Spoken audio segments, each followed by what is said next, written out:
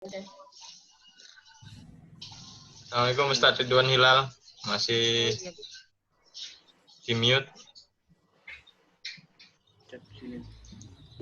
Bisa dengar suara saya, Pak? Ya, Ustaz.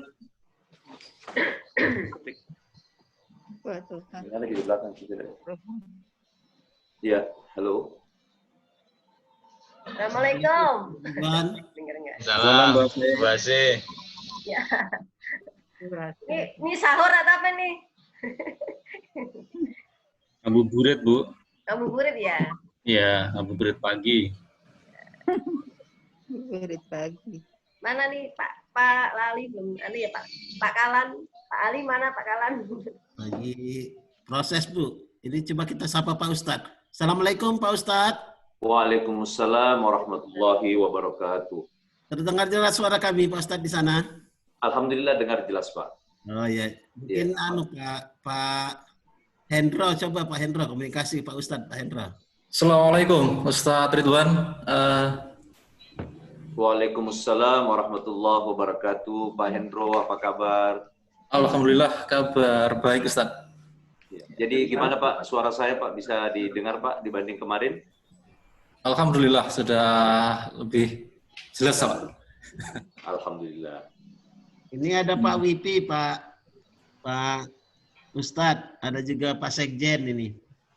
Adminnya Pak Wipi nih. Silakan Pak Wipi. Nah, ada Prof. Bahrul Akbar nih. Assalamualaikum, Prof. Salam. Alhamdulillah bisa bergabung. Sambil nunggu yang lain. Bentar, ini saya admit beberapa yang lagi ada di di meeting. Boleh sambil ngegas Banis ya? Assalamualaikum Prof. Barula. Sehat Pak Kalan. Alhamdulillah sehat Prof. Tambah gemuk aja ente. Alhamdulillah sehat Prof. Sekjen, sehat Pak Sekjen. Alhamdulillah Prof. Assalamualaikum. Waalaikumsalam warahmatullah.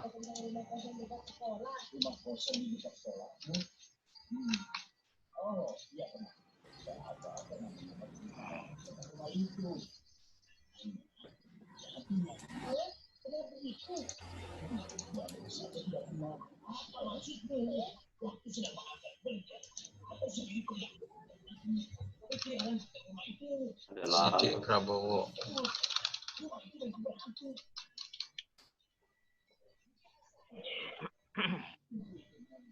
Oh, Pak Ruslan bersama jagoannya Pak Ruslan. Assalamualaikum Pak.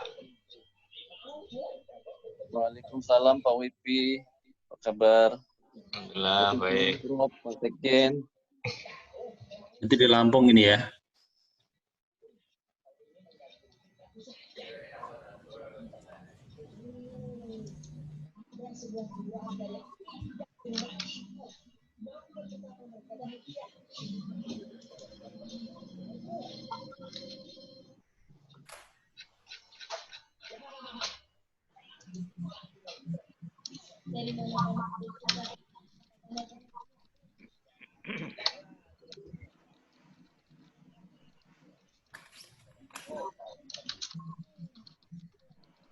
Halo.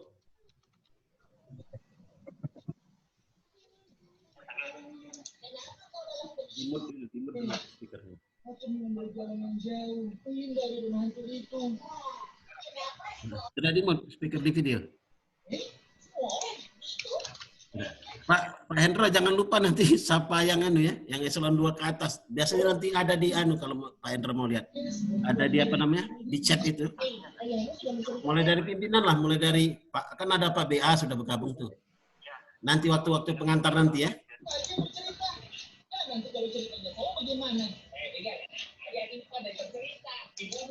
Pak Samsudin itu kan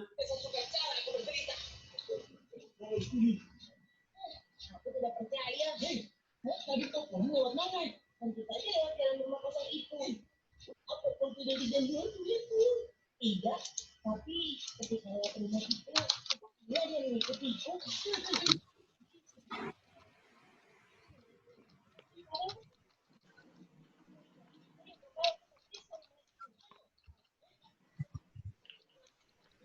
Kok soalnya putus.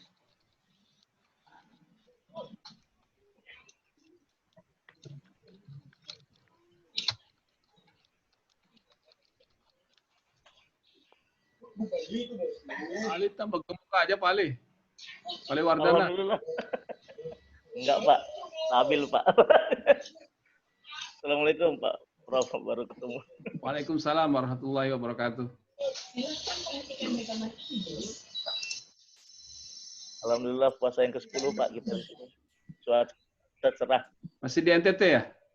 Di Mamuju, Pak, Sulbar, Pak. Bareng Oh, Pak Mamuju. Toha. Nemanin Pak Toha, Pak. NTT udah 5 tahun yang lalu ya?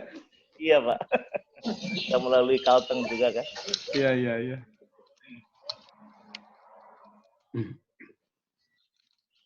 Kapan main ke sini, Pak? Prof? Iya, belum ke sana nih. Belum pernah ke sana, ke Mamuju. Transportnya lancar, Pak, kalau sudah stabil. Amin, insya Allah. Iya. Assalamualaikum, Prof. Bahrullah. Salam. Waalaikumsalam Sekjen. warahmatullahi wabarakatuh. Pak Sekjen, Pak Toha, dan semuanya. Warahmatullah, Pak Sam. Salam. Ya. Belum mulai, Pak Toha? Ya, Belum mulai? bentar lagi, Pak. Oh iya, siap. Ramah tamah dulu, Pak. Siap. Ini ada hidangannya ya, Pak Toha? Ya, nanti, Pak.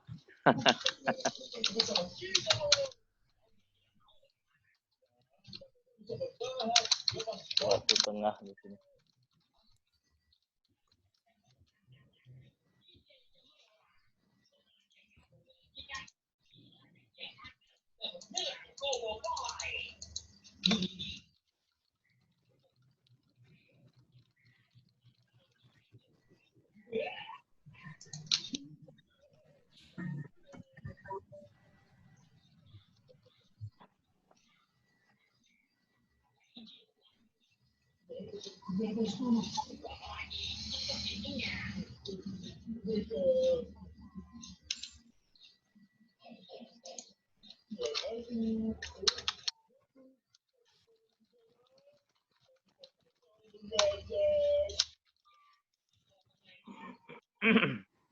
Kembali. Don't speaking.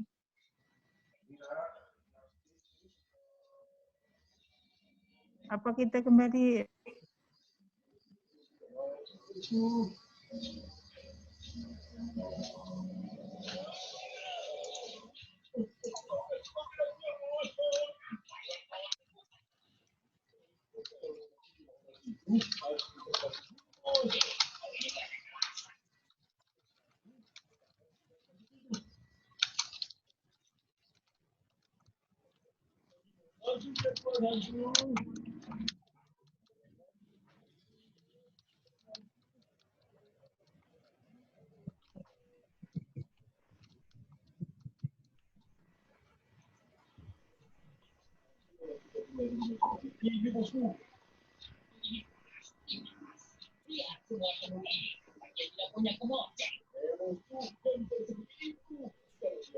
Hah? Terus? Ininya ke? Video.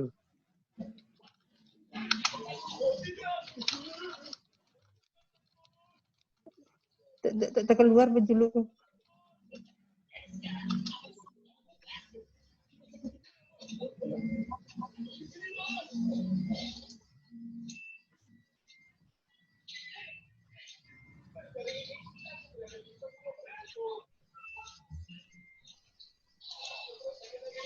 Banyak yang keluar masuk ya, Pak Sumono? Iya, ini kayaknya gagal login.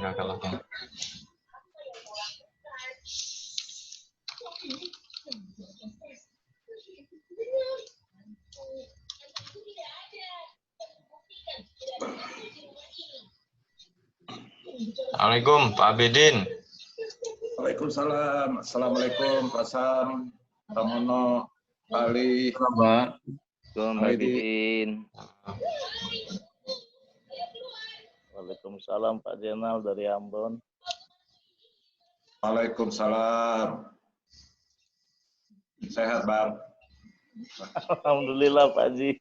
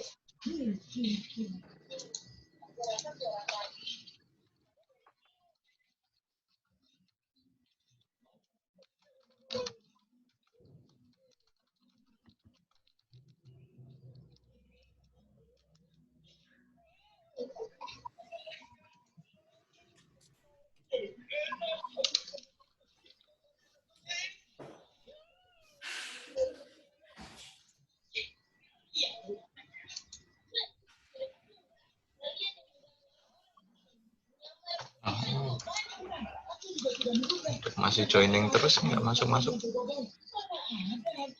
Pak Mas Mudi.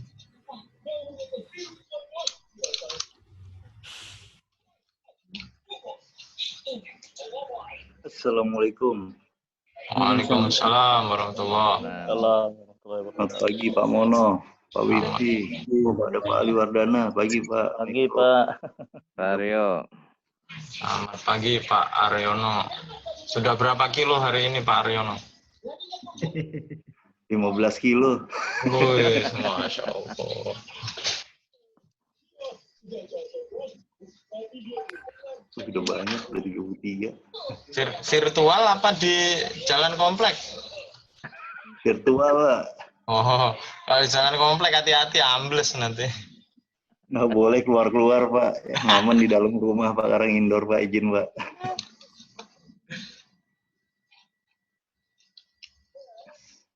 Pagi Pak Sam. Ayo Pak Aryono. Sehat Pak.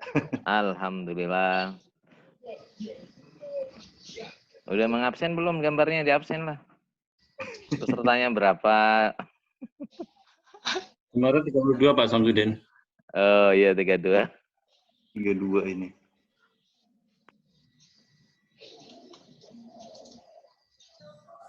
Assalamualaikum Pak Mono. Pak Sam. Waalaikumsalam Pak Bustam. Pak Toha. Waalaikumsalam. Pak Kalan. Pak Widi. Pak Bustanul. Pak Yono. Assalamualaikum. Di kamar mandi. Ketemu sama Pak Bustanul terus sih kita. Udah sebulan setengah nggak ketemu Pak ya? Iya. Tetap pelatihan Pak. Wah, off dulu Pak, nggak berani outdoor. Di dalam rumah lah, angkat-angkat meja, kursi. Beres-beres rumah ya.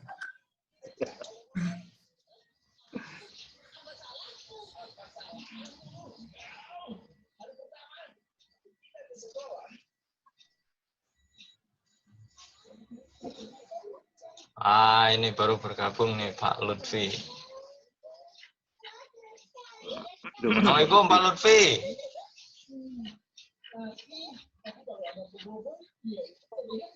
Mana nih? Belum masuk. Audionya belum masuk ya. Ah, ini udah masuk nih. Assalamualaikum Pak Haji Lutfi. Pak Haji. Haji Lutfi. Bang Haji. Udah di Palembang aja tuh.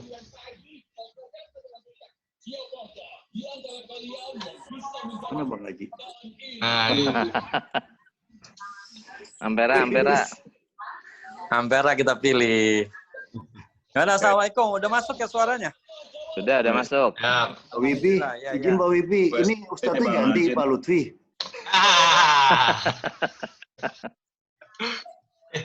Kok? Amin. Ustadz lebih Bawazir.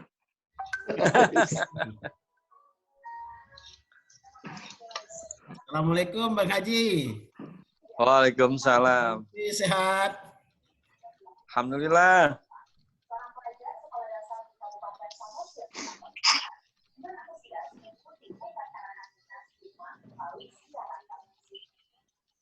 Udah Bang Haji aja yang ini ceramah.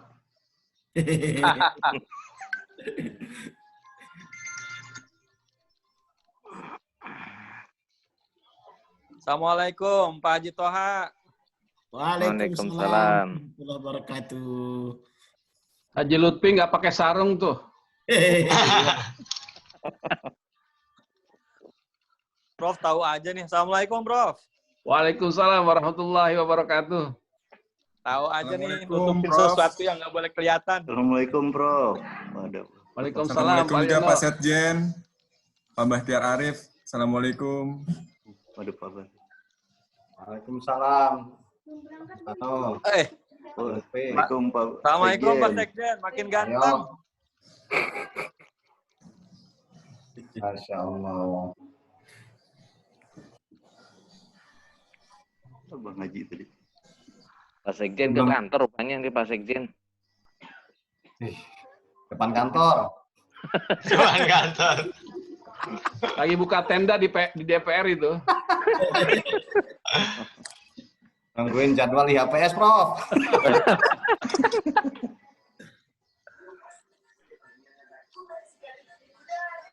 Pak Toha, dimulai Pak Toha. Nanti dari adminnya Pak. Adminnya Wipi ya? Iya Pak. Nah, masih ada yang keluar masuk ini, Pak. Mohon izin, Pak. Pintunya ditutup aja. Tutup kita mulai. Ini yang lain Mas Bu aja, yang datang duluan pahalanya besar. Iya.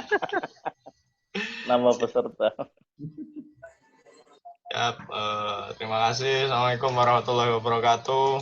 Waalaikumsalam warahmatullahi wabarakatuh. Alhamdulillah kita bisa bersua secara virtual kembali. Ini tentu karena rahmat dan berkah dari Allah Subhanahu wa taala. Apalagi dipertemukan dalam bulan mulia yaitu bulan Ramadan. Salawat dan salam marilah kita panjatkan kehadirat Nabi Muhammad SAW yang telah mengajarkan kita Islam, mengajarkan kita amalan-amalan utama di bulan Ramadan ini sehingga kita nanti insya Allah di akhir Ramadan akan menjadi orang-orang yang bertakwa. Amin. Bapak dan Ibu yang kami hormati, pada kesempatan kali ini adalah kolaborasi antara Masjid Baitul Hasib Pusat dengan Masjid Baitul Hasib Perwakilan Sulawesi Barat. Terima kasih Pak Halan, Pak Toha yang sudah berkenan untuk menyediakan narasumber dan penceramah untuk kita semua pada kali ini. Untuk menghemat waktu, kami serahkan forum ke moderator Pak siapa tadi? Pak Hendro. Pak Hendro ya.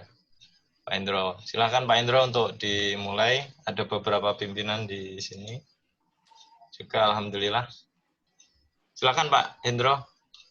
Baik, terima kasih Mas Wibi atas waktu yang diberikan kepada saya untuk insya Allah nanti memandu jalannya kajian online pada hari ini.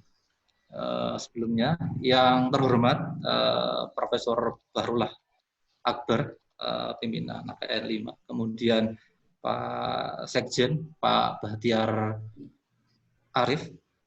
Kemudian yang kami hormati Kalan Sulawesi Barat, Pak Muhammad Toha, kemudian ada Pak Ayub Amali, ada Pak Agus Priyono dari Sulawesi Selatan,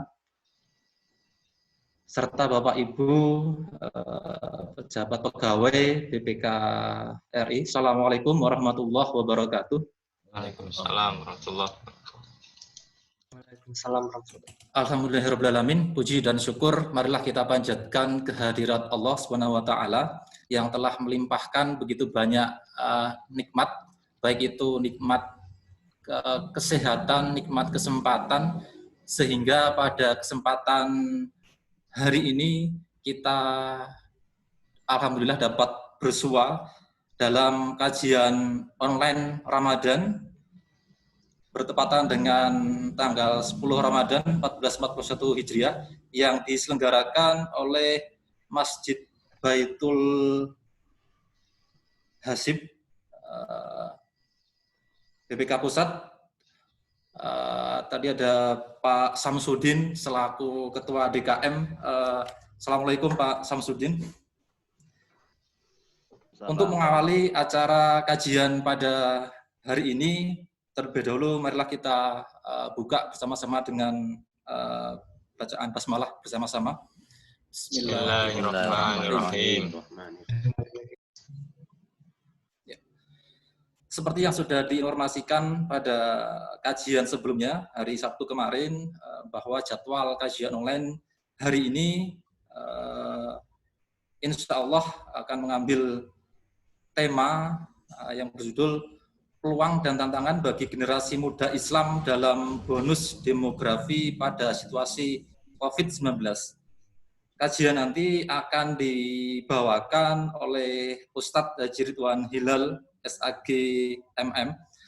Perlu di sini saya sampaikan profil pemateri, nama lengkap beliau Haji Ridwan Hilal, SAG MM, tempat tanggal lahir Polewali Mandar 16 November 1972, alamat beliau di Kabupaten Polewali Mandar dan juga di Mamuju, Sulawesi Barat. Pekerjaan atau aktivitas beliau sebagai ASN di BKKBN Provinsi Sulawesi Barat. Selanjutnya jabatan organisasi, yang pertama sebagai Ketua Forum Komunikasi Mubalik Muda Kabupaten Polewali Mandar, Sulawesi Barat. Yang kedua, beliau juga sebagai anggota Dewan Pengurus Pusat DPP IPKB, Ikatan Penyuluh Keluarga Berencana Indonesia. Jenjang pendidikan beliau dari sekolah dasar sampai dengan madrasah aliyah ditempuh di Pondok Pesantren DDI Kabalangan Kabupaten Pinerang, Sulawesi Selatan. Kemudian jenjang S1 beliau di IAIN Alauddin Makassar, jurusan Akidah Filsafat. Selanjutnya pasca sarjana beliau ditempuh di Universitas Patria Arta Makassar dengan jurusan Sumber Daya Manusia. Tema kajian hari ini tentunya berkaitan erat dengan tugas dan aktivitas keseharian Ustadz Ridwan yang ada di BKKBN, khususnya terkait dengan apa itu bonus demografi, kemudian terkait dengan generasi muda atau generasi milenial.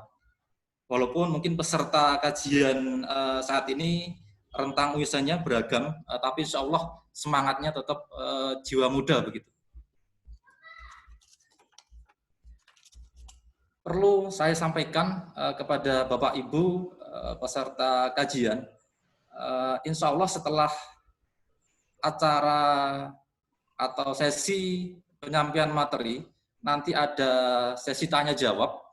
Kami harapkan partisipasi Bapak Ibu sekalian untuk menyampaikan pertanyaan melalui chat via chat yang selanjutnya nanti akan ditanggapi oleh pemateri.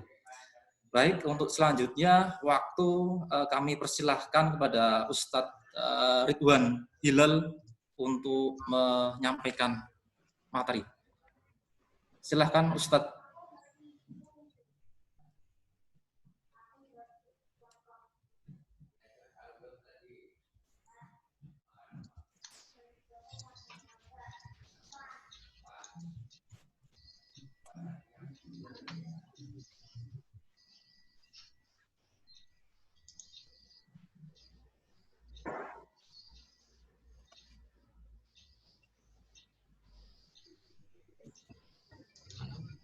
Assalamualaikum, Ustadz Ridwan.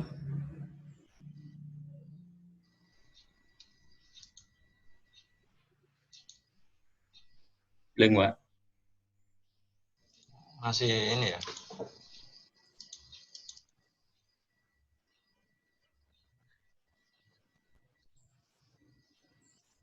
Assalamualaikum Ibu Ismayatun, selamat bergabung. Waalaikumsalam warahmatullahi wabarakatuh. Sehat semuanya ya? Alhamdulillah. Alhamdulillah, Bu. Alhamdulillah. Mohon izin Bu, masih ada kendala ini dengan Ustadz Ridwan Hilang. Videonya masih gelap. Assalamualaikum Pak Ustadz. Kenapa nggak bisa connect ya? Iya, ini juga ya lagi. Ya, ini baru muncul Pak. Baru muncul. Nah, coba silakan Pak, ditunggu sudah giliran Bapak bicaranya. Terima kasih.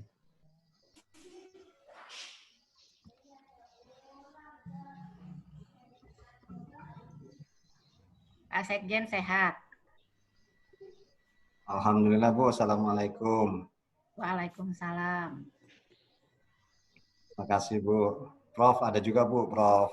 Farul Akbar. Prof BA, Assalamualaikum. Nah, mulai kita. Ya. Ya, alhamdulillah. Sudah ada ini, Ustaz. Silakan Ustaz. Ya, saya mulai Pak ya. Sudah bisa dengar Pak? Yuk, ya Pak. Alhamdulillah sudah Ustaz. Baik. Ya, mohon maaf Pak, Pak Hendro tadi sudah masuk tapi dia keluar lagi. Baik, saya ulangi lagi. Assalamualaikum warahmatullahi wabarakatuh. Waalaikumsalam. Bismillahirrahmanirrahim. Alhamdulillahilladzi waqafa.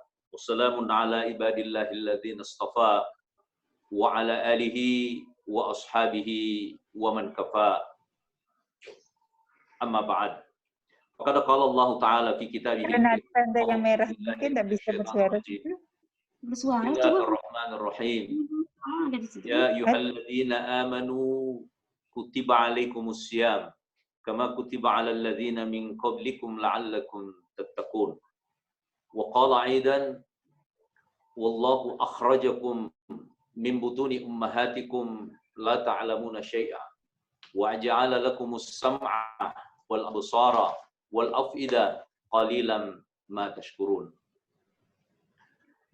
وثم قال رسول الله صلى الله عليه وسلم في الأحاديث من صام رمضان إيمانا واحتسابا غفر له ما تقدم من ذنبه وما تأخر صدق الله العلي العظيم وصدق رسوله النبي الكريم ونحن على ذلك من الشاهدين والشاكرين والحمد لله رب العالمين. Yang kami hormati Bapak Pimpinan BPK, kami hormati Bapak Sekjen, mohon maaf khawatir menyebut nama, Bapak-bapak dan Ibu-ibu, seluruh keluarga besar BPK dari seluruh Indonesia yang sempat mengikuti video Zoom ini dalam kajian Ramadan kali ini yang saya hormati, saya muliakan. Pertama-tama, perkenankanlah saya menyampaikan ucapan terima kasih yang sebesar-besarnya, khususnya kepada Bapak Kepala Perwakilan BPK Provinsi Sulawesi Barat, atas amanah yang diberikan kepada saya untuk menyampaikan tausiah pada kesempatan hari ini. Dan mudah-mudahan ini adalah tahap pertama kita memasuki bulan suci Ramadan. Kita menyelesaikan tahap pertama karena hari ini adalah kita sudah masuk 10, sudah masuk pada tahap yang kedua. Mudah-mudahan kita dalam keadaan sehat walafiat. Sebelum saya melanjutkan Pak, mari kita sama-sama memulai dengan membaca suratul Fatihah, mengajak seluruh peserta, seluruh hadirin, mudah-mudahan BPK ke depan semakin baik. Mudah-mudahan BPK menjadi alat kontrol negara kita ini, khususnya dalam rangka pengendalian dan pengawasan keuangan di negara kita. Dan semoga diberi kesehatan, semoga diberi kekuatan oleh Allah Subhanahu wa Ta'ala. Karena hari ini tidak ada doa yang tidak diterima, dan salah satu cara agar doa kita diterima itu adalah orang yang doanya diterima adalah orang yang sementara berpuasa.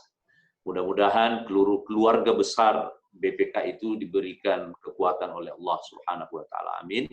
Mudah-mudahan seluruh anggota keluarga besar BPK dari Sabang sampai Merauke diberi keselamatan oleh Allah Subhanahu wa Ta'ala, terhindar dari wabah COVID-19 yang dimana saat ini kita alami.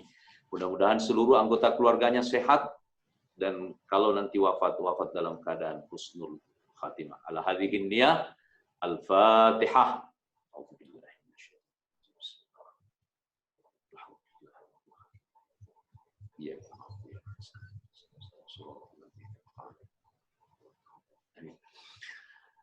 Baik Bapak dan Ibu sekalian yang dimuliakan oleh Allah Subhanahu wa Ta'ala, pada kesempatan hari ini sebagaimana yang sudah direncanakan, bahwa materi yang akan kami sampaikan adalah terkait dengan hubungannya dengan generasi muda Islam, bagaimana peluang dan tantangannya dalam bonus demografi pada situasi COVID-19.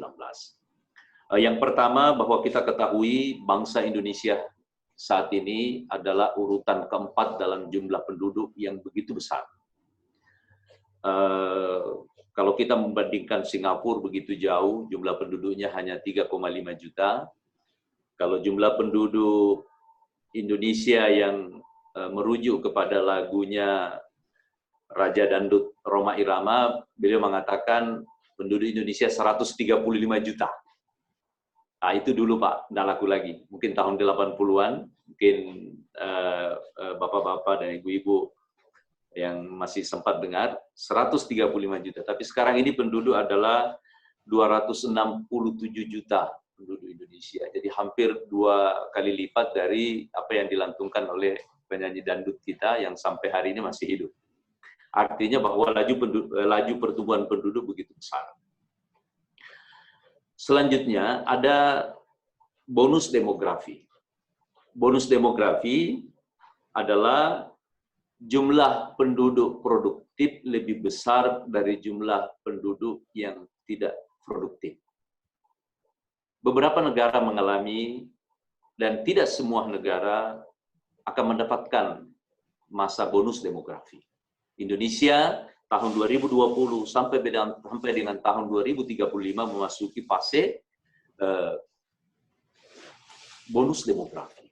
Jumlah penduduk produktif itu lebih besar dari jumlah penduduk yang tidak produktif. Nah, jumlah penduduk yang produktif ini diperkirakan di tahun 2030 itu akan naik sampai 65 dan 75%.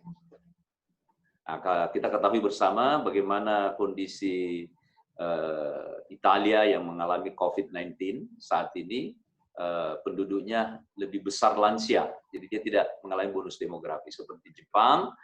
Jepang juga sudah pernah mengalami bonus demografi. Nah, ini adalah peluang satu negara, dan ini hanya dialami oleh negara sekali saja dalam perjalanan sejarah suatu negara. Jadi bangsa Indonesia ini kita bersyukur kita masuk kepada bonus demografi. Nah, apakah kita siap masuk ke bonus demografi? Kita ini mayoritas umat Islam. Masyarakat Indonesia adalah mayoritas umat Islam. Nah, kita akan masuk ke sana bonus demografi. Nah, bagaimana tantangan kita ke depan?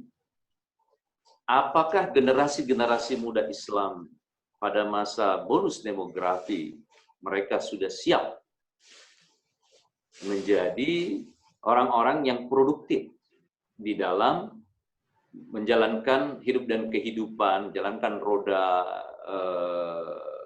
organisasi, pemerintahan, kalau di kantor, di BPK, bagaimana ke depan itu mereka lah yang akan menjadi regenerasi. Yang tua-tua, mohon maaf kan kita akan pensiun, Pak. Nah, dia akan masuk. Nah, apakah itu sudah siap? Nah, bagaimana dalam konsep Islam terkait dengan ini? Hal ini Allah Subhanahu wa taala berfirman di dalam Al-Qur'an, A'udzubillahi minasyaitonirrajim. Bismillahirrahmanirrahim. Wallahu akhrajakum min butuni ummahatikum la ta'lamuna syai'a wa ja'ala lakumus sam'a wal absara wal af'ida la'allakum tashkurun. Hal ini Allah Subhanahu wa taala berfirman dalam Quran surah An-Nahl 78. Coba kita perhatikan dan camkan baik-baik Bapak dan Ibu sekalian. Yang artinya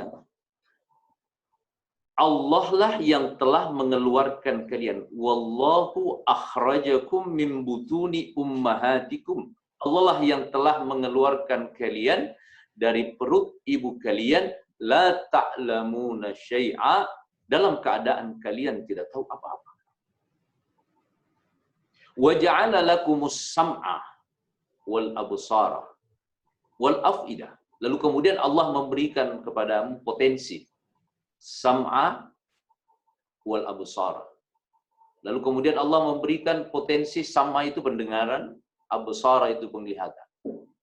Af'idah, bahasa Al-Qur'an ini af'idah, kalau diterjemahkan af'idah itu para ahli mengatakan itu hati, tetapi para ahli kaidah dalam bahasa Arab, afidah ini tidak cukup diartikan sebagai hati. La'allakum tashkurun, agar supaya kalian itu bersyukur. Nah, dalam ayat ini Allah Subhanahu wa taala memberikan 3 potensi kepada manusia.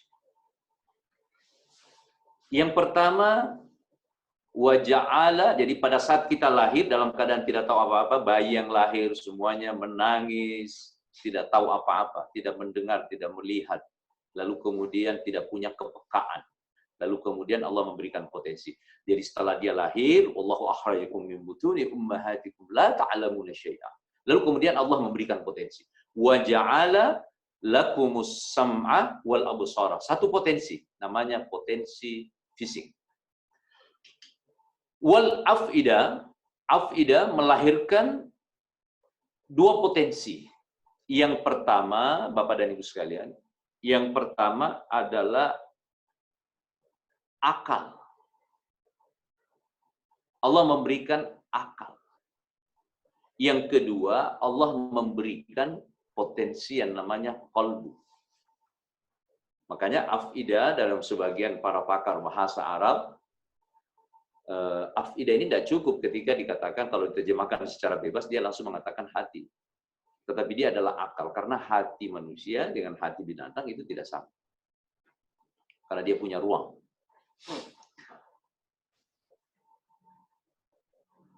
Akal, jadi Allah memberikan potensi fisik, lalu kemudian Allah memberikan potensi akal. Ini diberikan oleh siapa saja.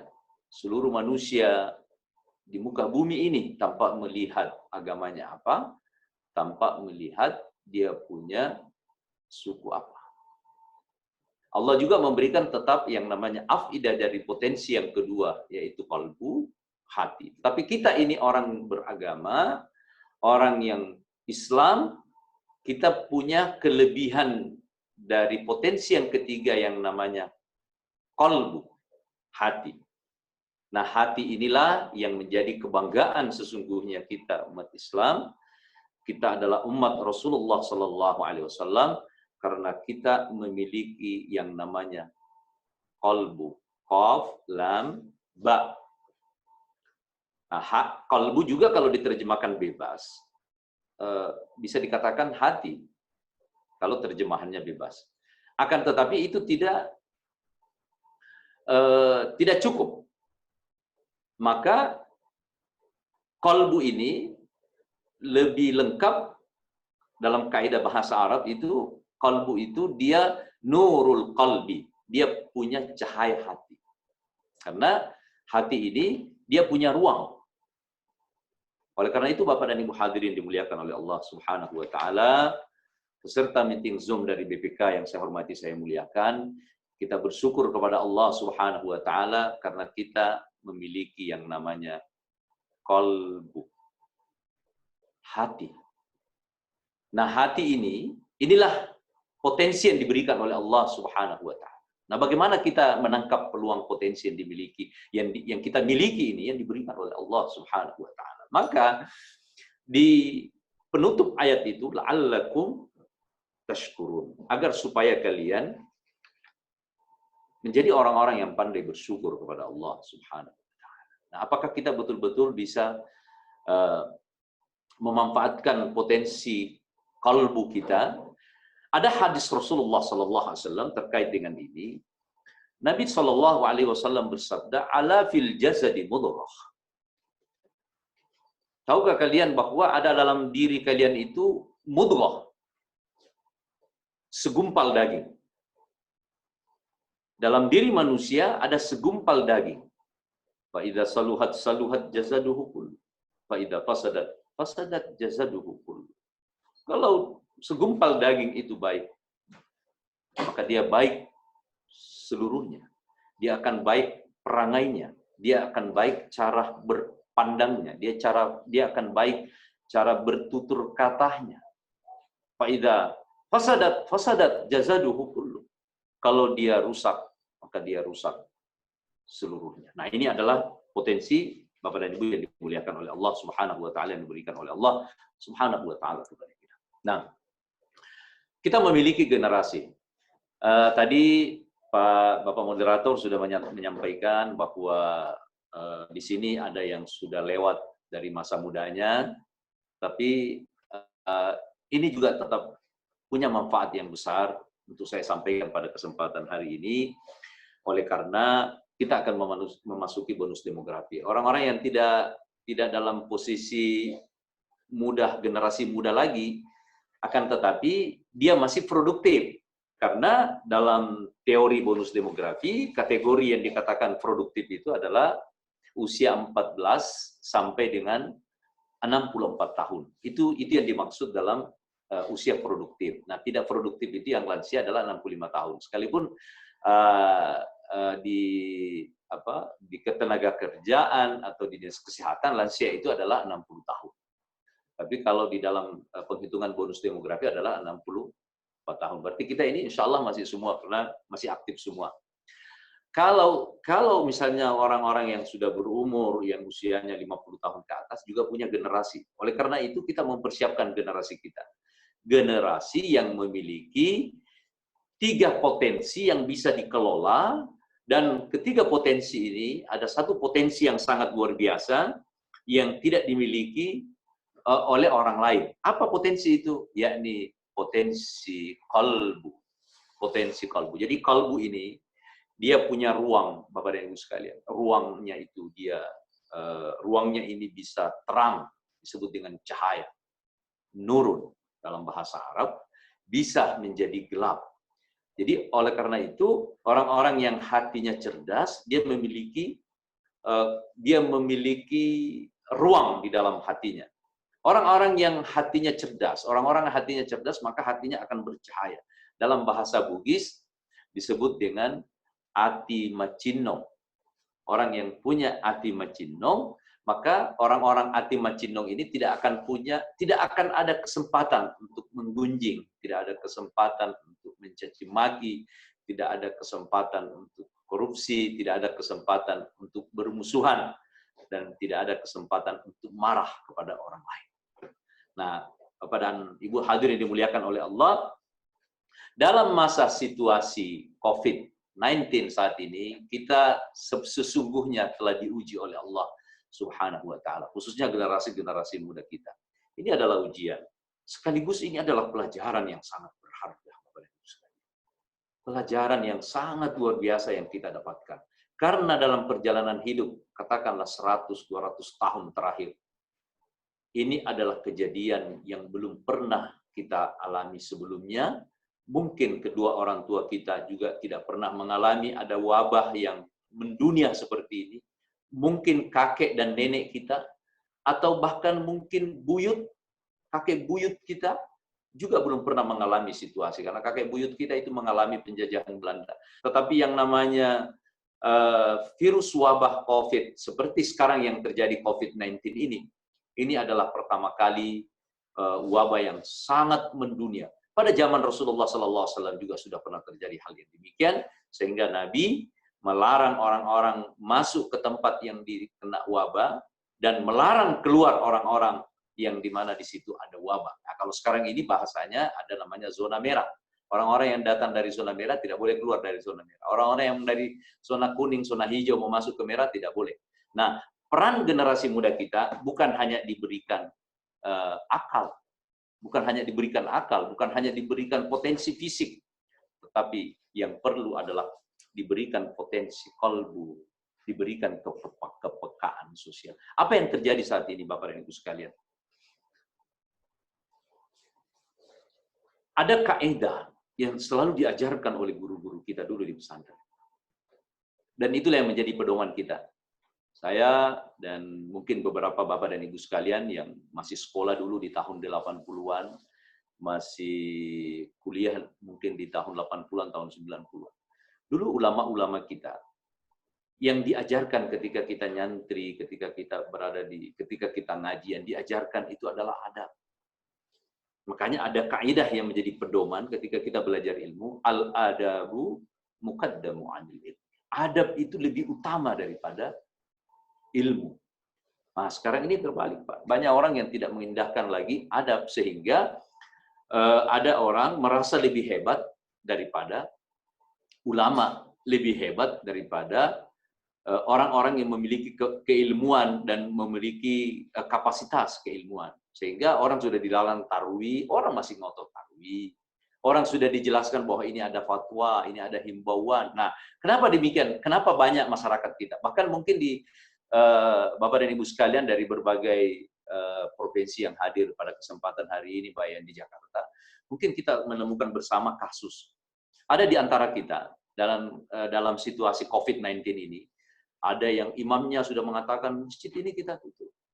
Remaja masjidnya sudah disampaikan ini kita tutup, tidak ada sholat berjamaah, tidak ada lagi sholat Jumat, tidak ada lagi sholat tarawih, bahkan nanti sholat Id. Nah, lalu kemudian di antara mereka ada yang mengikut kepada Pak Imamnya yang sudah menyampaikan, mengikut kepada pemerintahnya. Nah, kenapa bisa ada orang yang kemudian tidak mau mengikuti? Ada yang membangkang, ada yang kemudian mengatakan tidak perlu, kita harus ikut itu. Kenapa? Nah, kenapa bisa demikian? Karena tidak memiliki kecerdasan kolbu, tidak mampu mengelola akal dan kolbunya, tidak mampu mengelola spiritualitasnya bersama dengan akalnya. Karena tidak ada agama yang tidak memiliki akal. Ladina limalla akalah. Tidak ada agama itu kalau tanpa akal. Oleh karena itu akal dan kolbu ini adalah potensi yang luar biasa bersumber dari afidah yang dimiliki oleh manusia. Hadirin dimuliakan oleh Allah Subhanahu wa taala. Ini tantangan bagi generasi muda kita ke depan terkait dengan bonus demografi itu tadi. Kalau generasi-generasi kita saat ini yang ada tidak dipersiapkan dengan baik, tidak, generasi-generasi kita bukan generasi-generasi yang dimapan dalam sisi pemahaman agama yang mendalam, maka kita suatu saat akan ketinggalan. Nah, oleh karena itu, saya berharap melalui kajian online ini, mudah-mudahan ini bermanfaat. Mari kita mulai ibda binafsik. Kita mulai dari diri kita masing-masing. Kita mulai dari keluarga kita. Kita mulai dari diri kita masing-masing. Mungkin mohon maaf Pak Kepala Perwakilan BPK Sulbar, Bapak punya istri, punya anak, punya keluarga. Mari kita mulai dari keluarga kita. Kita didik anak-anak kita memiliki qalbu. Orang-orang yang memiliki qalbu, kalau dalam bahasa Al-Quran dikatakan qalbun salim, hati yang bersih. Orang-orang yang memiliki hati yang bersih pasti akan memiliki kepekaan sosial. Dan dia tidak akan mudah menyalahkan orang lain, dia akan menerima pendapat orang lain, dia akan mudah menerima apa yang ada dari dia akan menerima apa yang telah dihimbaukan secara resmi, apa itu majelis ulama ataukah dari pemerintah, himbauan dari pemerintah. Jadi sebagai kesimpulan, biar nanti kita didiskusi, Pak, seperti yang disampaikan kemarin bahwa kita punya jatah itu 1 jam ya, Pak ya. Jadi kesimpulannya adalah Allah memberikan 3 potensi ini tadi. Allahu akhrajakum min butuni ummahatikum. Yang pertama adalah potensi fisik, yang kedua adalah potensi akal, yang ketiga adalah potensi kalbu.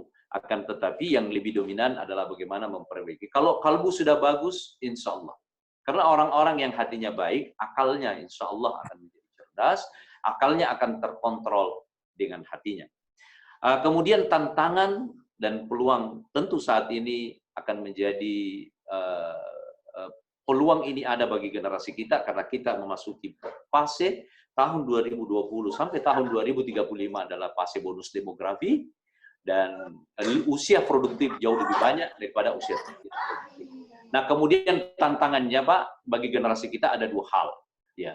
Yang pertama adalah generasi muda kita, mari kita sama-sama menjaga, Pak, karena masing-masing di antara kita, tadi ada Bapak, Pak Profesor, Pak Prof, kemudian ada Pak Sekjen, kemudian dan lain-lain dari seluruh Indonesia. Mari kita menjaga generasi kita. Tantangan remaja kita saat ini adalah bahaya penyebar luasan narkotika dan obat-obat terlarang. Nah, oleh karena itu generasi kita bahaya sekali terpapar dengan narkoba. Nah, tantangan kita sekarang ini, narkoba itu beredar di mana-mana, Pak. Pada masa menghadapi bonus demografi, anak-anak kita, anak-anak yang tidak berkualitas dari sisi otak dan mentalnya itu hancur dengan narkotika, maka mari melalui momen yang berbahagia ini, mari kita perangi narkotik dan obat-obat terlarang itu. 1. Yang kedua, singkat saja Pak, saya kira kita sudah paham, itu hanya sebagai tantangan. Yang kedua adalah saat ini merebaknya paham radikalisme.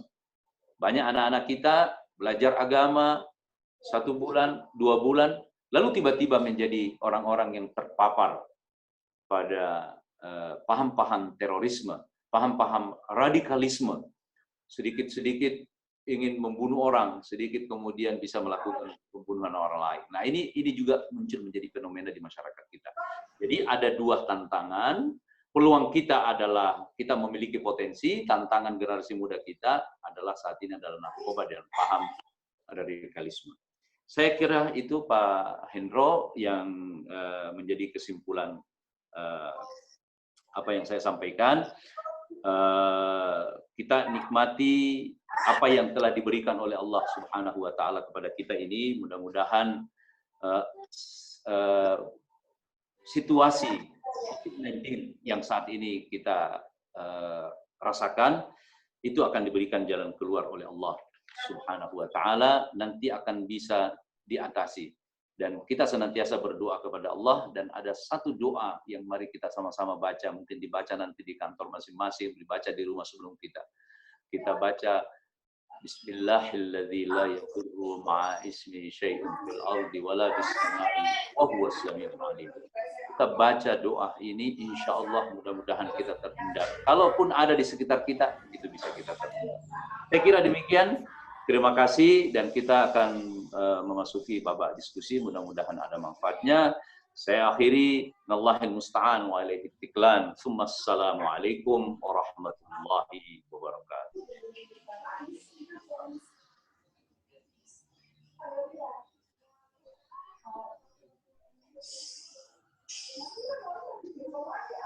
Pak Hendro, mohon Pak Hendro.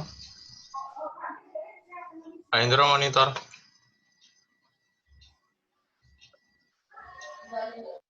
Pak Hendro.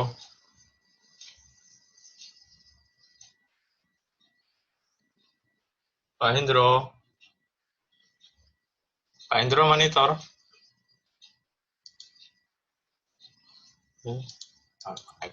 Ya. Assalamualaikum. Terima kasih.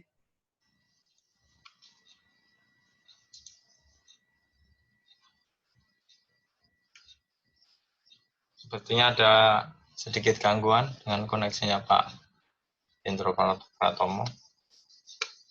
Untuk sementara, halo Pak Indro.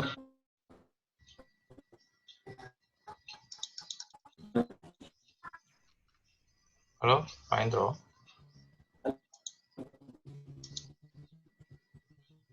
Baik, Bapak-Bapak dan Ibu-Ibu, ada beberapa pertanyaan. Pertanyaan yang pertama, ini mohon dijawab nanti Ustadz. Bagaimana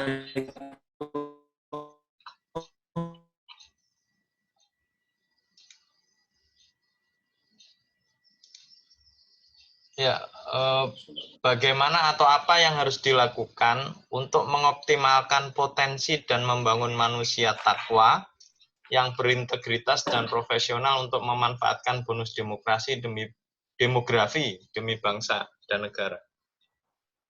Mohon dijawab, Ustaz. Ya, saya jawab sekarang, Pak. Ya, baik Pak, makasih. Wah, ini luar biasa pertanyaan dari Pak Bahtiar Arif. Ya, Assalamualaikum Pak. Kalau tidak salah tadi Pak Sekjen Pak ya. Wah, inilah Pak. Ini ada hubungannya juga dengan apa yang selama ini kita laksanakan di BKKBN. Saya juga termasuk sebagai orang yang ada di lapangan membangun pembangunan manusia. Sekarang ini kita diperhadapkan dengan situasi yang sangat luar biasa Pak. Jangankan di kota, di desa saja. Itu terkadang kita temukan anak-anak kita yang kita menemukan itu bekas-bekas mereka habis mengkonsumsi komik, mereka habis menggunakan lem. Berarti mereka di situ di tengah malam itu ada kemungkinan ada aktivitas menghisap lem, ada aktivitas meminum komik. Nah, saya miris Pak membayangkan bagaimana generasi ke depan dengan kondisi yang dialami oleh bangsa kita. Nah, oleh karena itu ini sengaja pada saat saya diminta untuk menyampaikan tausiah kaitannya dengan ini karena kami melihat betul Pak bagaimana kondisi di lapangan dan bagaimana anak-anak kita itu terpapar. Nah, bagaimana ke depan bangsa kita ini bisa baik apabila anak-anak kita masih berada pada tatanan itu. Nah, sementara petugas-petugas kita di lapangan, apa itu kepolisian, apakah itu BNN, Badan Narkotika Nasional, sekarang sudah semakin dibentuk BNN itu di tingkat provinsi, dibentuk di tingkat kabupaten, tetapi jumlah pemakai, jumlah orang yang mencoba juga semakin hari semakin meningkat. Bahkan ada 800.000 anak-anak generasi kita yang saat ini terpapar. Dan itu kita bisa bayangkan bagaimana ketika itu naik sampai 10 kali lipat, naik jadi 100 kali lipat, naik menjadi 1000 kali lipat. Jadi bisa-bisa saja kita tidak memiliki generasi. Nah, bagaimana kita melakukan itu, Pak? Tentunya kita membangun dari rumah masing-masing, Pak. Makanya di dalam agama kita, anak-anak kita didik, bukan hanya anak-anak, Pak. Bagaimana orang bisa mendidik anak? Bagaimana anak-anaknya bisa dididik menjadi anak-anak yang berkualitas, beriman, bertakwa kepada Allah, yang kalau orang tuanya sendiri tidak bisa memberikan contoh yang baik kepada orang tuanya. Oleh karena itu kita mulai. Nah, pada kesempatan ini, saya tidak tahu di BPK itu berapa persen pegawai yang belum menikah sampai hari ini, Pak Sekjen, saya tidak tahu, mungkin ada nanti angkanya dari host. Dalam memilih pasangan saja, dalam agama kita kan sudah diajarkan. Jadi untuk menikahi seorang laki-laki, menikahi seorang perempuan memilih seorang laki-laki, itu Rasulullah sudah mengajarkan, tunkahul mar'ati li arba'i, nikahi wanita itu dengan 4 perkara. Pertama karena li jamaliha, karena kecantikan. Yang kedua karena limaliha, karena hartanya. Yang ketiga karena lina sahabiha, karena keturunannya baik-baik. Yang keempat adalah karena lidiniha.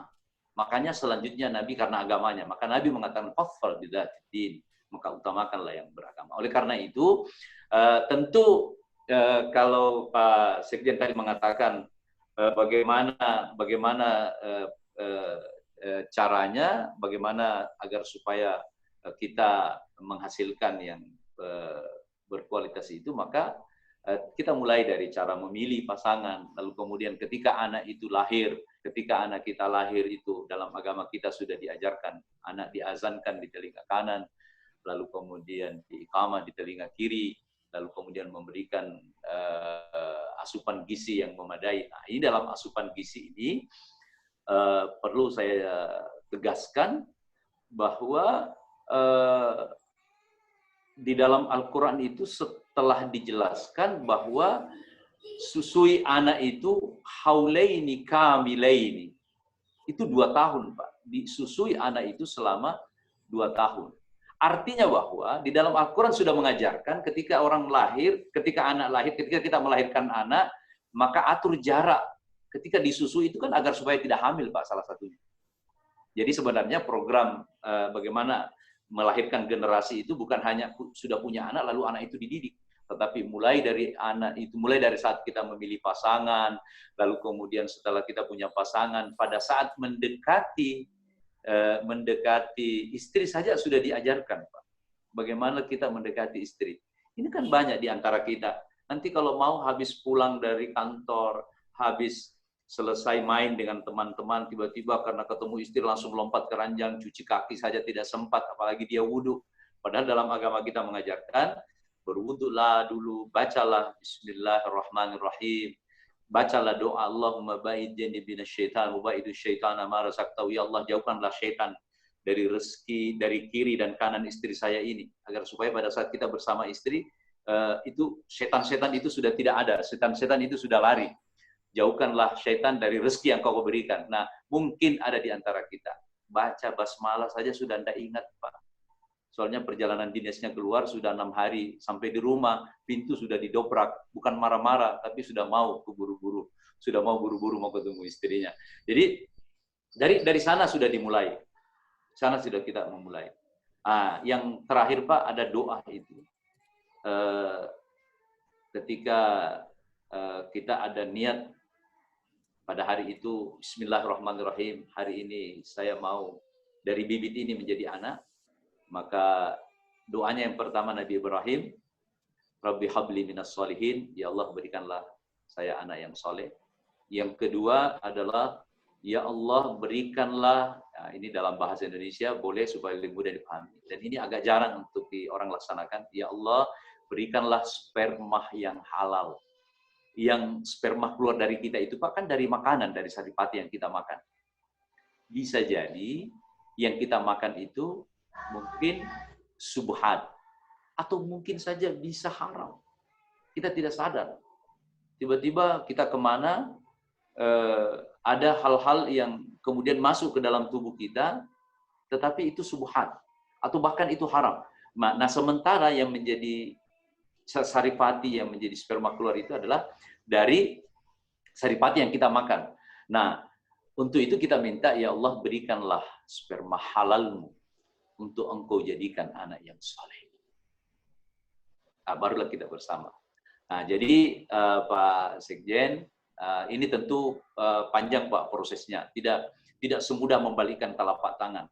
Lalu kemudian ketika anak besar, kalau ketika anak besar itu, itu sudah banyak tip-tipnya lah, banyak teori-teori yang sekarang ini orang sering sebutkan, bagaimana mendidik anak secara kurang, bagaimana anak kita ajarkan ilmu agama, kita bawa dia ke pesantren, jadikan dia penghafal Al-Quran. Tapi yang saya sebutkan tadi ini, mulai dari memilih, lalu kemudian bagaimana berhubungan dengan istri, itu kan agak jarang, Pak, orang mengungkapkan, menyampaikan teori-teorinya. Saya kira demikian, Pak. Terima kasih. Kembali ke Pak Moderator.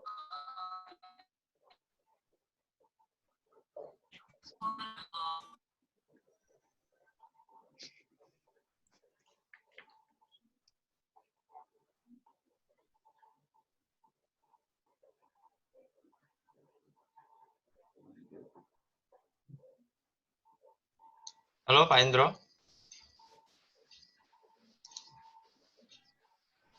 Mohon maaf, Bapak dan Ibu, sepertinya ada kendala di Pak Indro.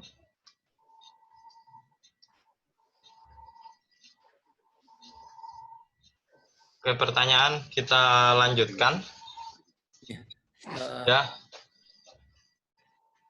Ustadz, ini ada pertanyaan terkait potensi kita khususnya generasi muda dalam membantu mengatasi wabah ini. Hal-hal apa yang bisa generasi muda lakukan agar bisa membantu orang lain melawan situasi sekarang ini? Kontribusi apa saja yang bisa kita berikan dengan potensi-potensi yang kita miliki? Terima kasih. Oh ya, makasih Pak. Mohon izin Pak, saya juga... Napi kayak gini, Pi. Napi. Ya. Oke, silakan. Silakan dilanjutkan, Ustaz. Oh iya ya. Baik Pak, di sini kan juga saya sudah bisa, saya juga buka, ini Pak bisa saya baca. Jadi pertanyaan bagaimana generasi muda dalam membantu mengatasi wabah ini. Nah, generasi muda kita sudah saksikan di mana-mana Pak, bagaimana generasi muda kita punya antipati terhadap kondisi dan situasi sekarang ini. Saya melihat generasi-generasi kita banyak yang melakukan aksi-aksi di mana-mana, khususnya dalam membantu dalam situasi COVID-19. Ada mungkin di antara mereka alumni-alumni dari sekolah, lalu kemudian sepakat mengumpulkan dana, lalu kemudian membagi-bagikan kepada orang-orang yang tidak mampu. Saat ini orang-orang yang kalau dikatakan terpapar, lalu kemudian dikatakan berdampak terhadap COVID-19, saya mungkin sepakat mengatakan bahwa tidak ada orang yang tidak berdampak terhadap COVID. Apakah itu pejabat, apakah ASN, itu tidak ada Pak. Atau bisa saja yang tidak berdampak adalah orang yang memang sudah kaya, uangnya berlebihan. Kalau di antara pejabat kan tentu jadi masalah juga Pak. Tidak bisa perjalanan dinas, tidak bisa kemana-mana, tidak bisa mengelola kegiatan, apa dan lain sebagainya. Ini juga kan menjadi kendala. Nah, oleh karena itu, generasi-generasi muda kita saat ini kan banyak yang membantu masyarakat sekitarnya. Namun demikian, ada hal yang sangat penting bagi generasi kita lakukan di samping itu adalah kita 260 juta penduduk Indonesia saat ini. Kalau pada malam hari ini bersama-sama kita sepakat, kita berdoa kepada Allah Subhanahu wa Ta'ala. Di tengah malam sebelum kita makan sahur, kita sama-sama masing-masing di rumah kita sholat tahajud.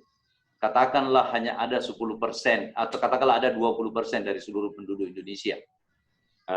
Ya kata tentu penduduk Indonesia kita hanya ada 80% lebih yang umat Islam. Katakanlah dari total itu ada 20%. Bayangkan Pak, kalau ada 40.000 orang yang bersamaan itu memohon doa kepada Allah Subhanahu wa Ta'ala. Ini juga untuk jarang kita lakukan. Saya kira bisa kita mulai dari BPK Pak.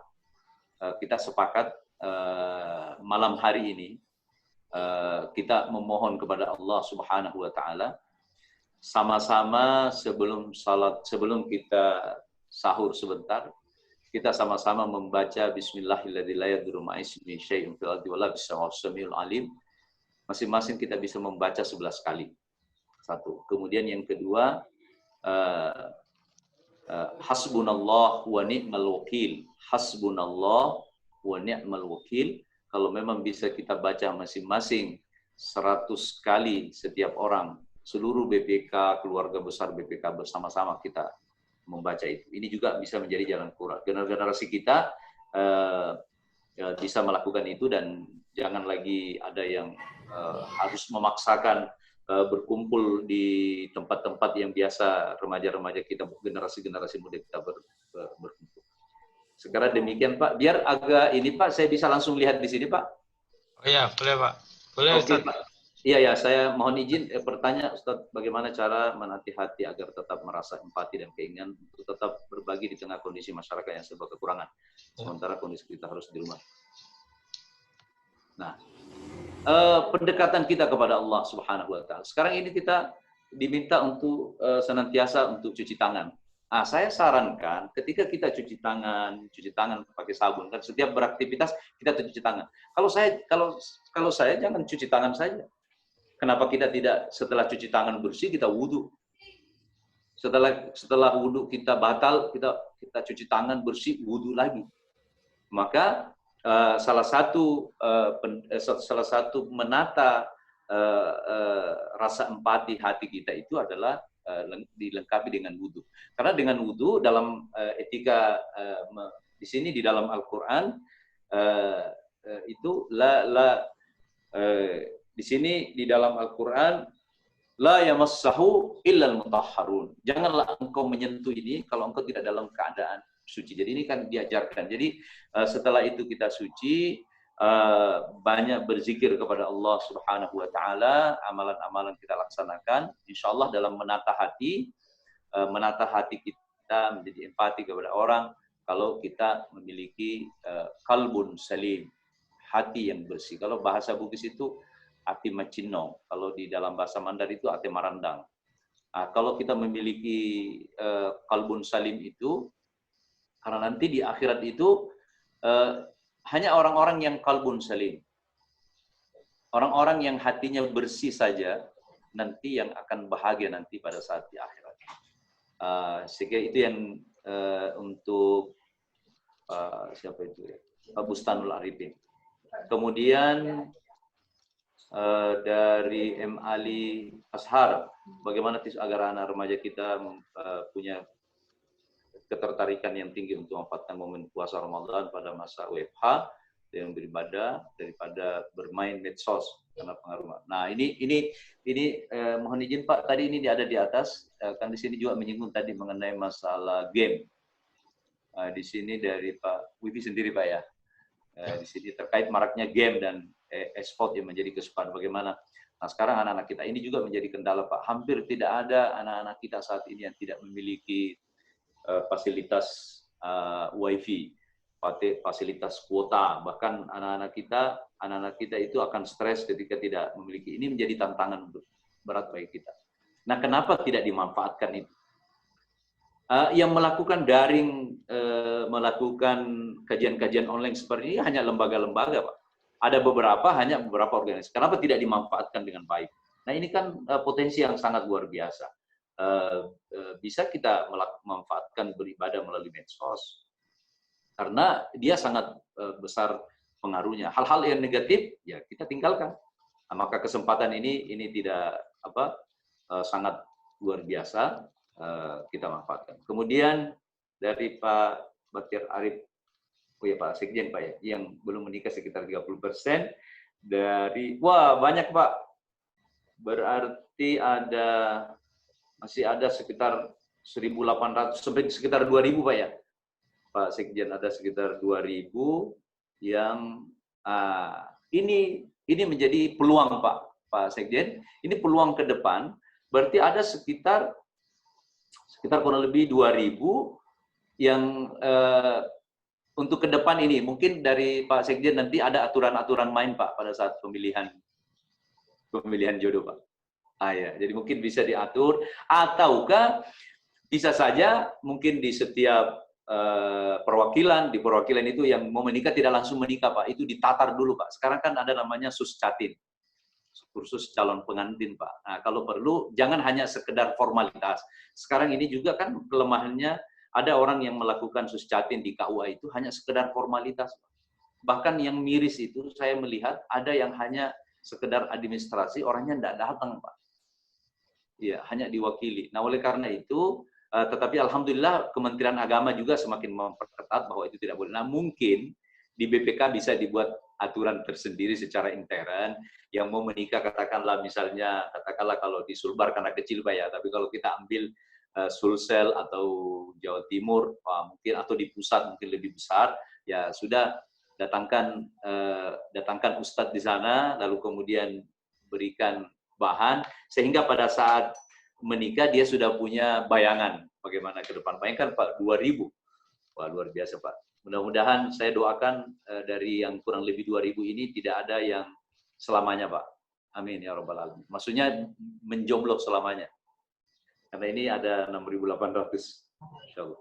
Kemudian dari Ibu Asi Waryanti dari Sublal, mungkin saya bertanya, dalam mempersiapkan bonus demografi peningkatan konsisten tentu menjadi hal yang krusial, di mana selain menjadi peluang akan membentuk karakter generasi muda positif,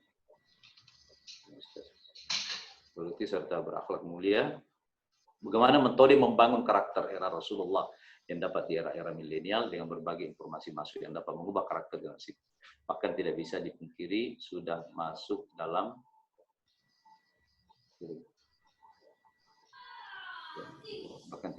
sudah masuk dalam kehidupan. Baik, Ibu, wah ini bagus nih, Bu Asih. Ini bagus. Bagaimana metode pembangunan karakter di era. Nah, Rasulullah Shallallahu Alaihi Wasallam, bagaimana dia di masanya Rasulullah Shallallahu Alaihi Wasallam itu, ya tentu berbeda dengan kondisinya yang terjadi sekarang ini pada era pada masa kita saat ini atau pada generasi milenial kita saat ini, itu sangat berbeda. Nah, oleh karena itu, Ibu, ini perannya usia-usia anak kita itu adalah tentu menjadi perannya kita.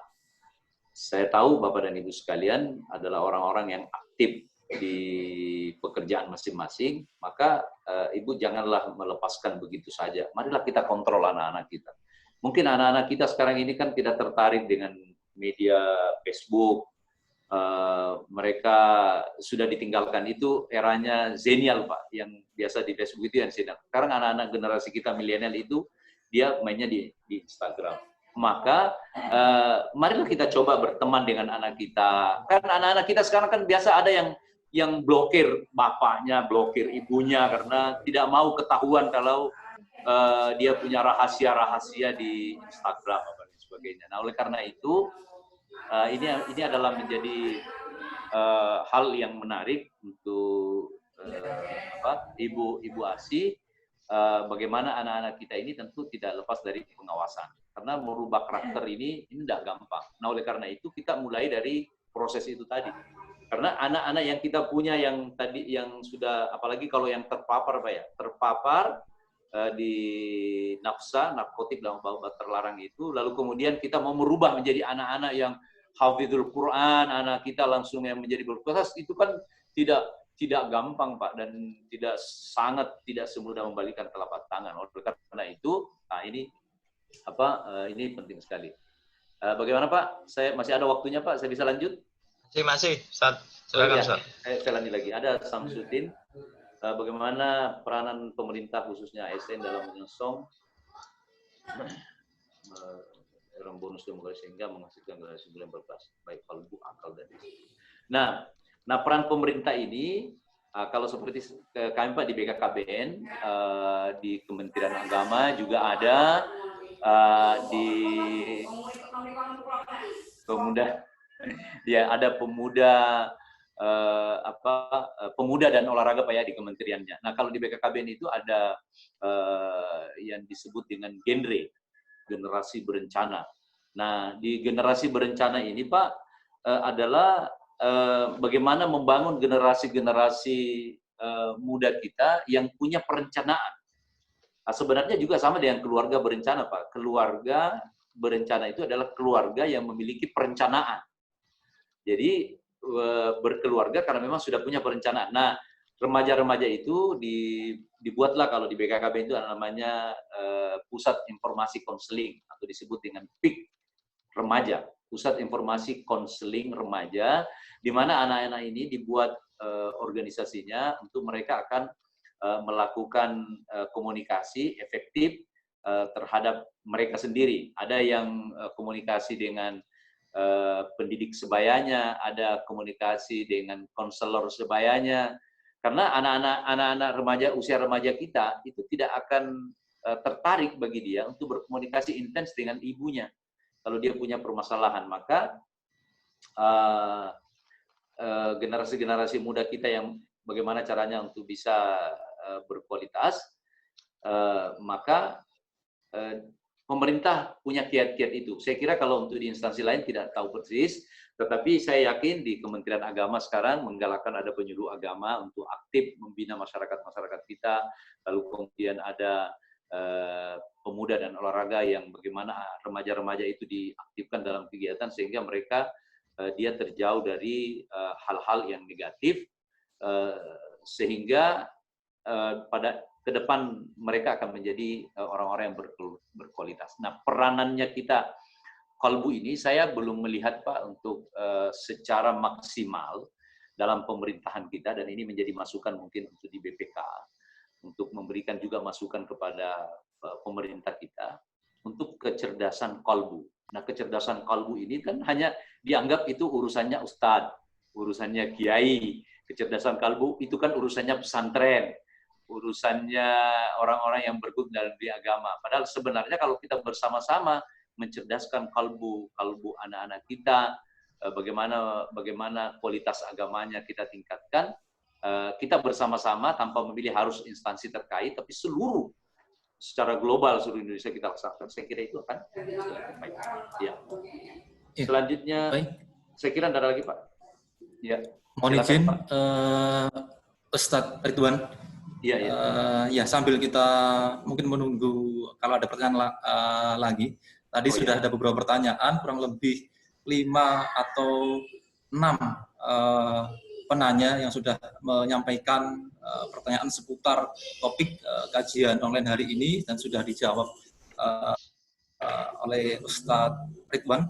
Barangkali mungkin untuk penanya terakhir, kalau misalkan ada, masih ada waktu bagi Bapak Ibu, teman-teman peserta kajian yang mau menanyakan seputar tema kajian hari ini, dipersilahkan.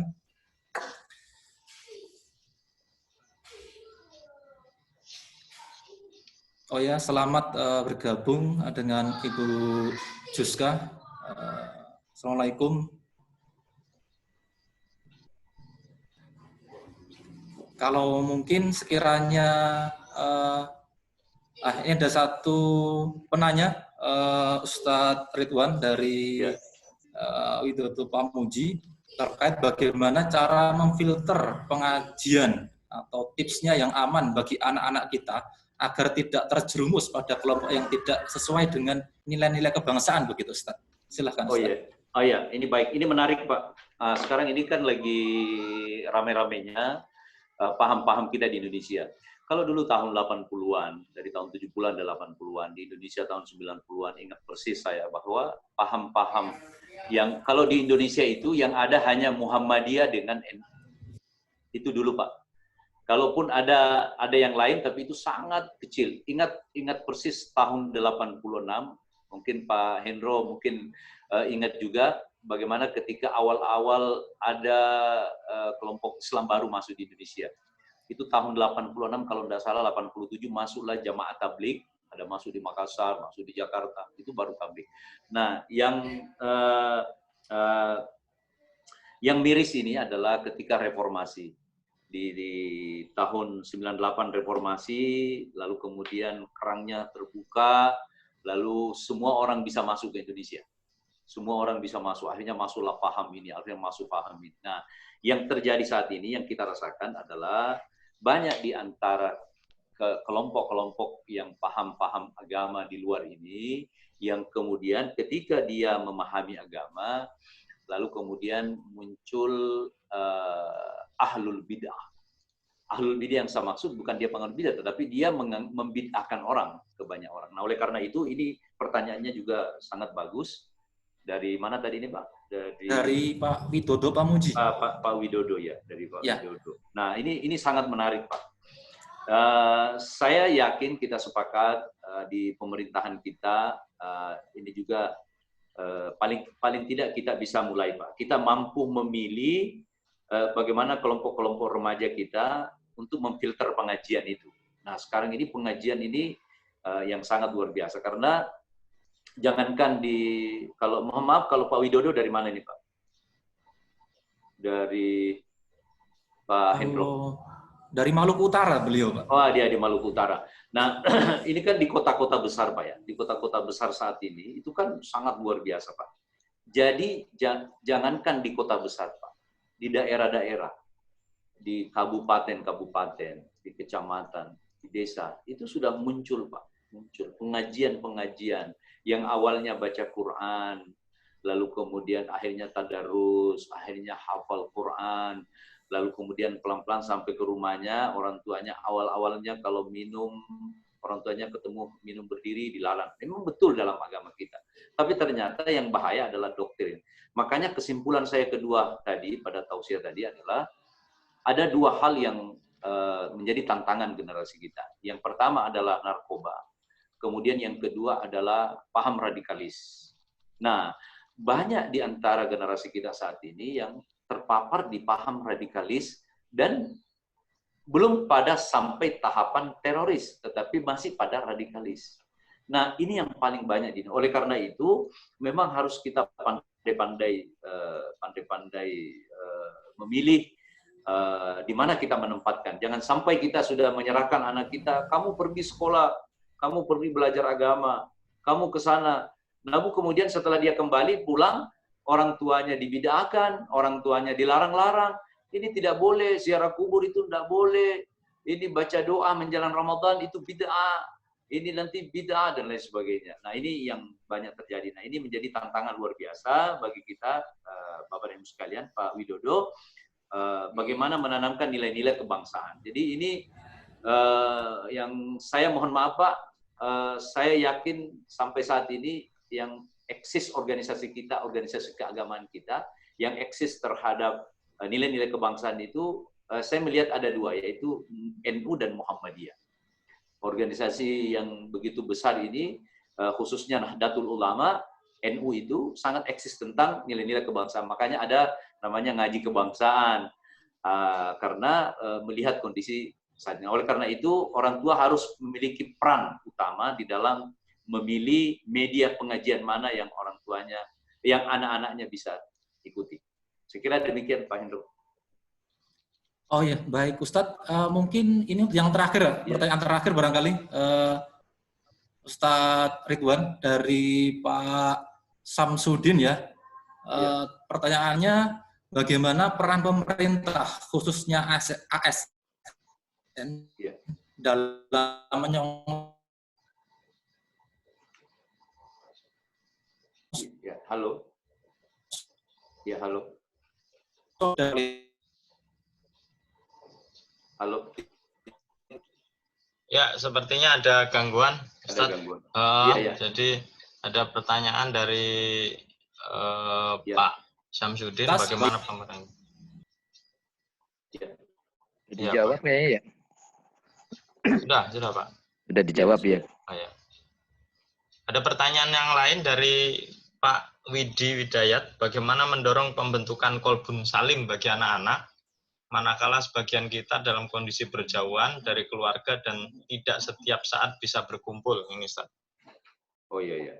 Dari Pak Widi Widayat, Pak Talan. Widi ya. Bagaimana mendorong pembentukan kolbun salim bagi anak-anak, maka sebagian kita dalam kondisi berjauhan. Ya tentu karena sekarang kita ada media ini juga kan belum pernah terpikirkan sebelumnya bahwa ada namanya ngaji online. Saya Pak, ini adalah pengalaman saya juga Pak. Ini adalah pengajian online yang dilakukan untuk tahun ini Pak. Karena sebelum-sebelumnya kami ini Ustadz yang keliling, saya menyampaikan ceramah itu sampai di Kalimantan Selatan Pak. Jadi yang tahun lalu saya masih berada di Kalimantan Selatan, menyampaikan ceramah kemana-mana. Tapi tahun ini sejak ada kejadian ini, mau tidak mau kita harus stay at home, kita WFH, maka kita menggunakan media ini. Saya kira orang tua, kita sebagai orang tua, Pak Widi, bagaimana dengan kondisi yang berjauhan seperti ini, tentu bisa kita melakukan media. Sekarang kita ada fasilitas media untuk kita bisa berkomunikasi secara online. Di WhatsApp saja itu kan bisa kita video.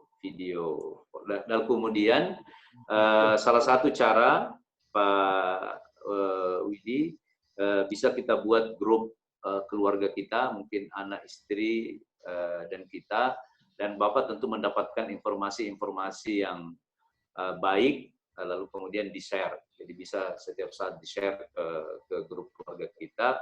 Paling tidak kita mampu dalam situasi COVID-19 ini, kita tetap bisa berkomunikasi dengan keluarga kita bisa punya tanggung jawab orang tua kepada anak tetap bisa kita laksanakan sekalipun kita berjauhan. Demikian Pak. Ya, baik. Terima kasih Ustadz Ridwan. Jadi antusias penanya pada kajian ini cukup banyak. Namun karena juga keterbatasan waktu, mohon Ustadz dari kurang lebih 7 atau 8 penanya ini menyampaikan amanah dari pelaksana begitu. Untuk 2 penanya terpilih, nanti Ustadz mohon dipilih, akan ada door prize begitu, berupa buku, ada 2 buah buku.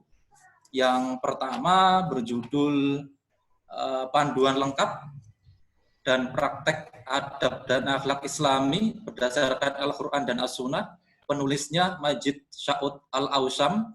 Kemudian yang kedua, judul bukunya Jurus Sehat Rasulullah, Hidup Sehat Menebar Manfaat, penulis Dr. Zaidul Akbar begitu. Mungkin untuk Ustadz Ridwan dipersilahkan menentukan 2 pertanyaan terpilih dari kurang lebih tadi 7 atau 8 penanya, bisa ditentukan Ustadz Ridwan. Apa kecuali Pak ya? Maksudnya semua yang bertanya tadi, siapa saja yang ikut tadi? Ya, dari sekitar 7 atau 8 mungkin ditentukan 2 penanya terpilih begitu. Ya. Dari kecualikan sekjen nggak boleh terima itu. Ya itu maksud saya tadi. Itu gimana Pak Hendro? Ya, mungkin mengikut saja tadi kalau ada usulan seperti itu. Ya, mohon izin dengan Pak Sekjen Pak. Karena saya tentu menempatkan tadi Pak Sekjen yang pertama karena untuk memilih karena pertanyaannya luar biasa berkualitas, kemudian yang kedua beliau responnya sangat cepat. Makanya sebenarnya saya mau tanya dulu apakah kalau Pak Sekjen saya masukkan dia nomor 1, tapi tadi ada protes, itu gimana Pak Hendro? Jadi silakan Pak, Sekjen dikasih Pak tadi. Iya. Baik, jadi ini satu dulu Pak. Jadi Pak, ya kalau sepakat sebenarnya memang saya Pak Sekjen yang pertama. Kalau sudah disepakati itu berarti buku yang pertama Pak. Ya, Pak Batiar ya. Kemudian yang kedua untuk, jadi sudah Pak ya, sudah ACC itu Pak, yang pertama? CC. Iya. Kemudian yang kedua adalah Ibu Asih. Oh baik. Iya. Baik, Pak Ustadz. Terima kasih Ustaz. Sama-sama sekretaris ini. Yang hadiahnya nanti dibahkan ke Masjid Baitul Hasib Sulawesi Barat, Ustaz. Oh iya. Alhamdulillah. Terima kasih Pak Sekjen. Ya. Baik, terima kasih Ustadz Ridwan. Jadi tadi sudah ditentukan 2 penanya terpilih dari kajian online pada kesempatan hari ini. Semoga apa yang sudah disampaikan oleh Ustadz Ridwan Hilal terkait dengan tema yang disampaikan tadi dapat bermanfaat buat kita sekalian dan bernilai ibadah bagi kita semua. Untuk selanjutnya Ustadz Ridwan kami minta untuk memimpin doa mengakhiri majelis kajian online hari ini. Kami persilahkan Ustadz Ridwan. Ya, baik Pak. Sekaligus ini juga akan menjadi closing speech dari saya. Mari kita sama-sama berdoa kepada Allah. Allah itu Sami'un Basir, Allah itu Maha mendengar, Allah itu Maha melihat. Sekalipun kita ini doanya melalui online, insya Allah Allah mendengarkan apa yang akan kita mohonkan. Mudah-mudahan Allah senantiasa melindungi kita dan mudah-mudahan kita diberikan oleh Allah dalam kajian ini Allah memberikan kita hati yang bersih, Allah memberikan generasi-generasi yang berkualitas, beriman dan bertakwa kepada Allah Subhanahu wa taala, karena kesemuanya ini akan menjadi kebahagiaan nanti kita di akhirat. Mudah-mudahan seluruh keluarga besar BPK menjadi orang-orang yang dilindungi oleh Allah Subhanahu wa taala. Mari kita mulai doa dengan mengawali bacaan umul kitab. Ala hadhihi as-salih al-Fatihah. Alhamdulillahirabbil alamin arrahmanir rahim maliki yaumiddin iyyaka na'budu wa iyyaka nasta'in. Amin. A'udzu billahi minasy syaithanir rajim. Bismillahirrahmanir rahim. Hamdan na'imin, hamdan syakirin, hamdan yuwafi ni'amahu wa yukafi mazida. Ya Rabbana lakal hamdu kama yanbaghi li jalali wajhikal azimi sultanik. Allahumma arinal haqqa haqqa warzuqna ittiba'a wa arinal batila batila warzuqna ijtinaba wa qarahna fi. Allahumma la tada' lana fi maqamina hadza dhanban illa ghafarta wa la hamman illa farajta wa la hajatan illa ma qadaitaha wa yassartaha wa yassir umurana wa asri sudurana wa nawwir qulubana wa akhtimus salihati amalina bi rahmatika ya arhamar rahimin. Ya Allah, ya Rahman, Maha Pengasih, Maha Penyayang. Hari ini ya Allah, kami telah melakukan kajian online bersama dengan seluruh keluarga besar BPK ya Allah. Ya Allah, berikanlah rahman dan rahim kepada kami, kasih dan sayang kepada kami ya Allah. Ya Allah, ya Rahman, dalam situasi COVID-19 ini ya Allah, kami dibatasi yang selama ini tidak terbatas. Kami terhindar dari segala, selama ini kami tidak menghindarinya. Ya Allah, kami jauh yang selama ini kami dekati ya Allah. Kesemuanya ini kami yakin ini adalah ujian yang datang darimu ya Allah. Ya Allah, ya mufattihal qulub, ya musabbibal asbab, hawil halan ya Allah birahmatika ya arhamar rahimin. Allahumma rabbana atina fid dunya hasanah wa fil akhirati hasanah wa qina adzabannar wa qina adzabannar wa qina adzabannar. Ya Allah, jauhkanlah segala mara bahaya yang saat ini menimpa kami ya Allah. Ya Allah, jauhkanlah dari keluarga kami ya Allah, anak-anak kami ya Allah. Ya Allah, jadikanlah generasi-generasi kami menjadi generasi-generasi yang berkualitas, bukan hanya sukses di dunia tetapi dia bahagia di akhirat ya Allah. Allahumma taqabbal minna innaka antas samiul alim wa tub alaina innaka antat tawwabur rahim. Subhanaka rabbil izzati amma yasifun. Wassalamun alal mursalin walhamdulillahi rabbil alamin.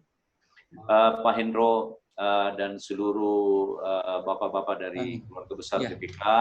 Terima kasih Ustaz Ridwan. Ya, saya sebagai closing Pak, saya juga mohon maaf, terima kasih atas perhatiannya, mohon maaf atas segala kekurangan. Kata terakhir, kalau ada telur dipanggang, petiklah remah beserta ragi. Kalau kita ditakdirkan berumur panjang, insya Allah saya ceramah lagi di BPK. Akhirnya, kalau Anda membeli galah, carilah bambu di Surabaya. Kalau ada ucapan saya yang salah, berikanlah maaf kepada saya. Wassalamualaikum warahmatullahi wabarakatuh. Waalaikumsalam warahmatullahi wabarakatuh. Terima kasih Ustaz Ridwan. Baik Bapak Ibu beserta kajian online, untuk mengakhiri acara kajian hari ini, mari kita tutup dengan bacaan tahmid dan doa kafaratul majlis bersama-sama. Alhamdulillahirrahmanirrahim. Subhanakallahumma wa bihamdika asyhadu an la ilaha illa anta astaghfiruka wa atubu ilaik. Astaghfiruka wa atubu ilaik. Terima kasih.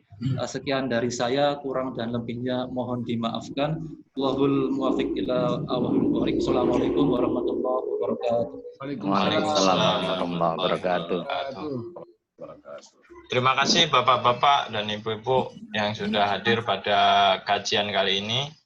Untuk selanjutnya mengingatkan, besok insya Allah kajian online pada pukul 15.45 waktu Indonesia Barat mengenai peran wakaf dalam pemberdayaan ekonomi umat.